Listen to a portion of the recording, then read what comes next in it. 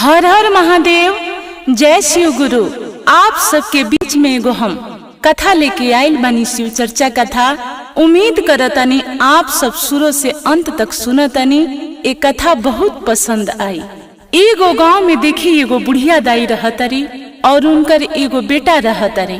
बेटा के शादी बियाह कर देले रहतरी, घर में पतोह रहतरी। बेटा बाहर जाके कमाता रे, परदेश कमाता रे, कमा के पैसा माई के भेजता रे। माई वो पैसा निकाल के घर के काम काज करता रे। कुछ पैसा बचता त वो पैसा से प्रसादी खरीद लेता रे और कहीं शिव चर्चा होता वो शिव चर्चा सुने चल जाता रे। देखी धीरे धीरे कुछ समय बीतल बा। एक दिन पति के फोन करता रे, कहता रे तू तो सारा पैसा कमा के अपना माई के भेजेला और उ सारा पैसा कहाँ उठा देता री, का करता री उहे जानता री। काम काज में थोड़ा बहुत पैसा लागता, बाकी पैसा के ई कहीं चर्चा में जाता री, कहीं कुछ करता री। 1 रुपया बचा के नहीं रखत। ई तहरा के एक दिन कंगाल बना दी है। बेटा कहले कि अच्छा ठीक बा कि ये महीना तो ना, हम अगला महीना घरे आवतनी, आके माई से पूछे। कहली कि ठीक बा। 1 महीना बीतल, बेटा घरे अइले।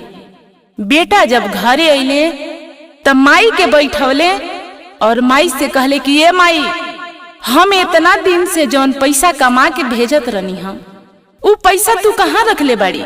माई कहली कि बेटा, पैसा तो घर के काम काज में बहुत पैसा खर्चा हो जात रहल। कहले कि जौन पैसा बच जात रहे वो पैसा कहाँ बा? कहली कि तहरा के देख बेटा, छोटी चुक से पोस पाल के बड़ा कर दिहनी, शादी बियाह कर दिहनी, कबो हम तहरा से हिसाब नहीं मांगले, लेकिन आज तू हमरा से हिसाब मांगता रह। तो सुना, बाकी जौन पैसा बाचत रहला उ शिव गुरु के हम बैंक में जमा कर देले बानी। कहले कि शिव गुरु के बैंक कहाँ बा? पैसा चाहिए हमरा। पत्नी चढ़ा देली कि अरे तहरा पैसा मांगे के पड़ी कि कहाँ रखले बाड़ी? कहले कि ये माई, शिव गुरु के तू बैंक बताओ, हम जाके पैसा निकाल के लाई। कहली कि ये बेटा, अपना गांव से जब निकलबा, बाहर जइबा त जंगल जवन पड़ेला, ओकरा बाद एगो नदी पड़ेला। नदी के बाद जब जइबा एगो पेड़ मिली और उ पेड़ के पास शिव गुरु के बैंक बा, वही जा पैसा मिली। कहले कि ठीक बा। रात में सुतले देखी सुबह उठता रे, नहैले धोइले। कहले कि ये माई, पासबुक ले आओ, हम शिव गुरु के बैंक जाता नहीं। माई कहली कि ये बेटा, तू शिव गुरु के बैंक जे जाता रह, तो शिव गुरु के बैंक में सुन पासबुक के कोनो काम नहीं खे, पासबुक ना मिलेला। तू असही जइबा त तहर सारा पैसा मिल जाई। कहले कि ठीक बा। घर से निकला तारे, जब गांव के बाहर जाता रहे तो राजा से मुलाकात होता, राजा से भेंट होता। राजा पूछता रहे कि अरे कहाँ जाता रह? कहले कि हम जाता नहीं शिव गुरु के बैंक में। शिव गुरु के बैंक में जाता नहीं, हमार माई पैसा जवन धैले भी आवे जा, वो पैसा हम निकाल के आई।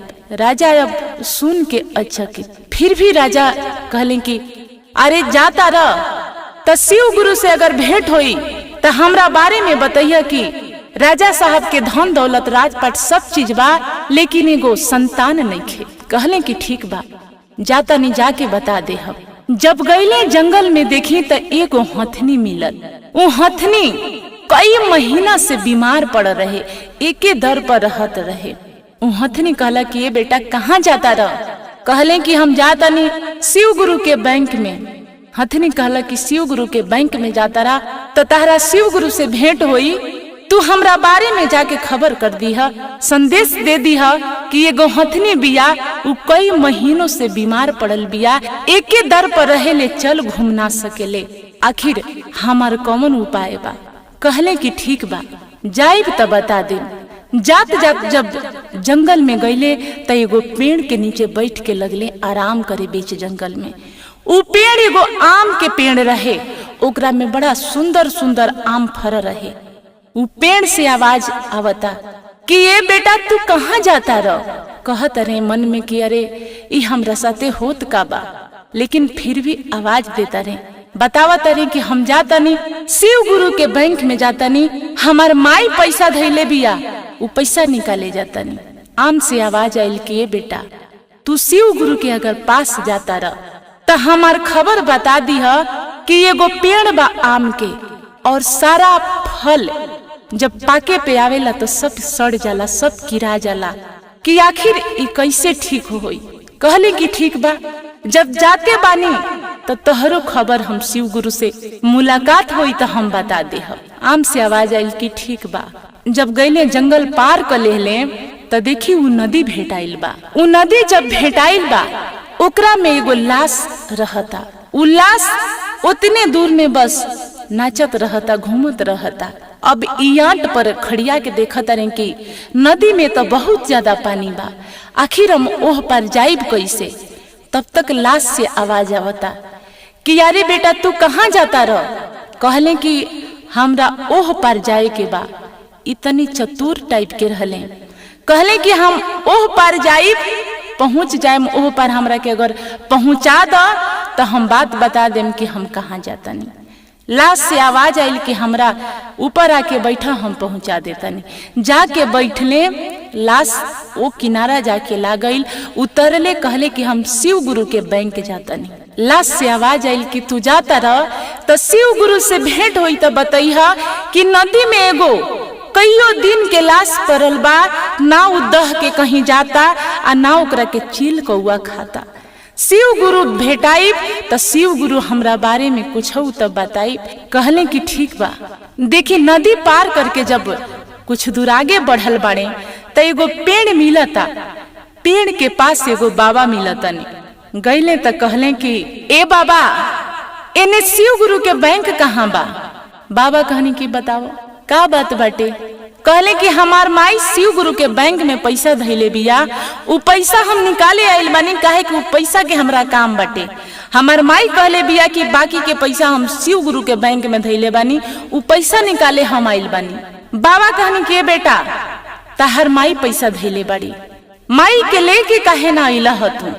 माई के जब लेके अइता तो अंगूठा के निशान जब लागी तो उ पैसा निकली। अब कहले कि ई बात तो हम भुला गई रहनी हम। बाबा कहनी कि जा कल होके अइहा और माई के लेके तू अइहा।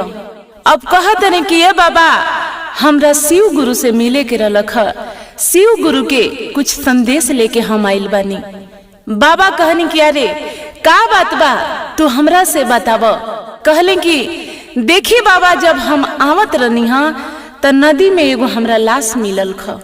उ लाश से आवाज आइल ख कि हम ना बहतनी, ना हमरा के चील कौआ कोनो खाता, आखिर हमार गति पार काहे नहीं खेलागत। बाबा कहने कि देखा जवन तू लाश देख के अइल ह, उ लाश एगो नारी के ह, एगो औरत है। उ बहुत बड़ा ज्ञानी रहली, बहुत ज्यादा शिव चर्चा कथा याद रहे उनका, बहुत ज्यादा भजन भक्ति करत रहली, सब उनका याद रहे। लेकिन कोई के बतावस ना कि हम बांट देम तो उ ज्ञानी हो जाई, यही से उनकर दुर्गति होखता। फिर कहले कि ये बाबा, हम जब जंगल में एगो पेड़ के पास बैठा रहनी हा त आम के पेड़ से आवाज आई कि हमार फल होखेला त हमार फल कोई ना खाला, पाके से पहले सारा सर जाला, कीड़ा लाग जाला। बाबा कहनी कि देखा उ आम के जमन पेड़ बाटे, उ पेड़ के नीचे सोना के घैला बाटे, उ घैला अगर कोई निकाल देता तो फिर उ फल सही हो जाई। फिर बाबा से कहले कि ये बाबा, जंगल में एगो हथनी हमरा मिल रही है, कहली है कि हम आज कई महीना से यही जा पड़ल बानी, हम चल नहीं खी सकत, घूम नहीं खी सकत, कई महीना से हमार दुर्गति होखता। कि शिव गुरु के पास जब तू जाता रह तो हमार संदेश पहुंचा दी है कि आखिर हमार का होई। बाबा कहनी कि देखा वो हथनी जे बाड़ी, उनका पैर में 4 गो सोना के कील बा। उ कील अगर निकल जाता तो हथनी चले लगी हैं, घूमे लगी हैं। देखा तारे बाबा के ओर, लास्ट बार पूछा तारे कि ये बाबा, हमरा नगरी के एगो राजा बाड़े, सब तो आप बता देनी, इहो बताई उनका कोनो संतान नहीं खे, राजपाट बा, बहुत धन दौलत बा। बाबा कहनी कि हाँ, तहरा नगरी के जे राजा बाड़े उ कबो भक्ति भजन ना करेले, कबो पूजा पाठ ना मानेले, कबो संत साधु के भोजन ना करावेले, कबो गरीब के दान पुण्य ना करेले, यही से उनका संतान नहीं होखत। देखिए इतना बात अब सुन के अब घरे लौटे के सोचता रे। बाबा पूछतने कि तहरा डर और लागता का? कहले कि ये बाबा हमरा डर तो लागता अब शाम के जे पहर होखता। बाबा कहने की ठीक बा, एगो हम तहरा साथे कुत्ता भेजतानी, एक कुत्ता तहरा के एकदम सुरक्षित घर तक छोड़ दे। कहले कि ठीक बा। उ कुत्ता आगे आगे चले लागल। नदी के पास जब अइले त लाश से आवाज आवता कि बाबा शिव गुरु हमरा बारे में का कहनी है। कहले कि हमरा के ओह पर तू अगर पहुंचा देता रू तो हम सब बात बता दें। ई लाश पे बैठ गईले, ओह पार चल गईले तो कहले कि तू बहुत ज्ञानी रहलू, बहुत ज्ञान के जानकारी रहे, बहुत चर्चा भजन जानत रहलू, लेकिन तू कोई के ना बतावत रहलू कि हमार ज्ञान कोई दूसर सीख ले। यही से तहरा लाश के गति नहीं खे होत, लेकिन अब हो जाई। अब वहां से निकलल बाणे, बीच जंगल में वो कुत्ता के साथे आवता रे। आम से आवाज आवता कि ये बेटा शिव गुरु हमरा बारे में का कहनी है, कुछ बताई तो। आम के पेड़ से कहले कि तहरा नीचे एगो घैला बाटे, सोना के घैला बा, अगर उ घैला कोई निकाल दी त तहर फल जवन बा उ कबो ना कीड़ाई। आम से आवाज आई कि ये बेटा यहाँ अभी के आई, इ तू ही निकाल देता। कहले कि हम कैसे निकालब? अब साथ में जौन कुत्ता रहे देखी उ लागल ओकरा के अखड़े रे। धीरे धीरे खोदत खोदत उ घैला नजर आ गई। अब कुत्ता ई मिलके दोनों जाना उ घैला निकालल लो। आम से आवाज आई कि अरे ई घैला कोई ना कोई लेके चली जाई, तू ही ये घैला अपना साथ ले जा। जब हमरा ला इतना कैला, घैला ले ले और कुत्ता के साथे फिर आगे बढ़ल बाड़े। हथनी के पास जब पहुंचल बाड़े तो हथनी पूछा तारी कि अरे बाबू तू शिव गुरु के हमार खबर ना बतैला है का? कहले कि शिव गुरु से हमरा भेंट ना भइल ख, लेकिन एगो बाबा बतैनी है हमरा के। कहनी है तू अच्छा कैसे होखबू? तहर नाल जौन बा ओकरा में 4 गो सोना के कील ठोकल गइल बा।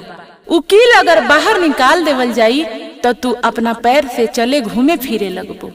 हथनी कहली कि अरे ई के करे, तू ही कर देता। कहले कि हम कैसे कर दें? अब साथ में जौन कुत्ता रहे उ देखी लागल अपना पैर से उदकेड़े और उ कील निकाल लेलक। हथनी कहली कि कील का होई, तू लेके चल जा। ई कील लेले सोना के घैला ले ले। अब ई चल गईले त राजा साहब के रथ गांव के बाहर लागल बा। राजा से भेंट हो जाता। राजा साहब देख के अचकित हो गईनी। बुझाइल कि शिव गुरु सांचो में इनका मिल गईल बानी। कहनी राजा साहब कि तू हमरा बारे में शिव गुरु से का कहलह, ना कहलह का? कहले कि ना राजा साहब, राउर संदेश हम ना कहीं। कहले कि देखी रउआ राजपाट बा, बहुत धन दौलत बा, रउआ कबो भक्ति भजन ना करीने, कबो साधु संत के भोजन ना कराइने, कबो दान पुण्य ना करीने, कबो गरीब पर दया माया नहीं कैले। यही से रउआ संतान नहीं खे भइल। जवना दिने भक्ति करे लागे, दान पुण्य करे लागे, ओह दिन रउआ संतान हो जाई। अब राजा साहब सोचतनी कि अरे इतना बढ़िया खबर इला के देला हन। राजा साहब आधा राजपाट कह देनी कि आज से आधा राजपाट तहार हो गई। अब सोना के घैला और 4 गो कील लेके घरे जाता रे और बहुत लोग जुट गइल बा। अरे सोना के घैला लेके आइल बाड़े, फलना के बेटा सोना के कील लेके आइल बा। अब देखी लोग कुछ जुट गइल बा। गईले माई के आगे रखले। माई से कहले कि ये माई, तू तो कहले रहलू कि शिव गुरु के बैंक में पासबुक ना लागेला, उ पैसा मिल जाई। कि हमरा पैसा ना मिलल ख, हई सब मिलल ख, कि एगो बाबा मिल रहनी ह। उ कहनी अपना माई के लेके अइबा, अंगूठा के निशान लागी तब वो पैसा मिली। अबे बुढ़िया दाई जब देखली इनकर माई त आंख में लोर हो गई। कहली कि ये बाबू हकीकत आज तू जाना, शिव गुरु के जवन तू बैंक खोजता रहा वैसन कौनो बैंक नहीं खे। तहार बचल खुचल कमाई जवन रहत रलख ओकरा से हम प्रसादी खरीद लेत रहनिया, कबो कुछ खरीद लेत रहनिया, कबो अंगना में शिव चर्चा करा लेत रहनिया।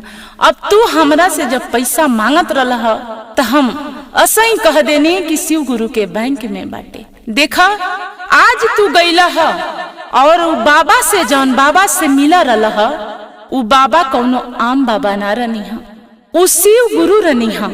एगो बाबा के भेष में तहरा मिल रहनी ह। तू समझ ना पैला ह, कौनो बैंक नहीं खे, कतहीं पैसा नहीं खे। अब सुना तारे इतना बात माई के ओर लागल बड़े देखे।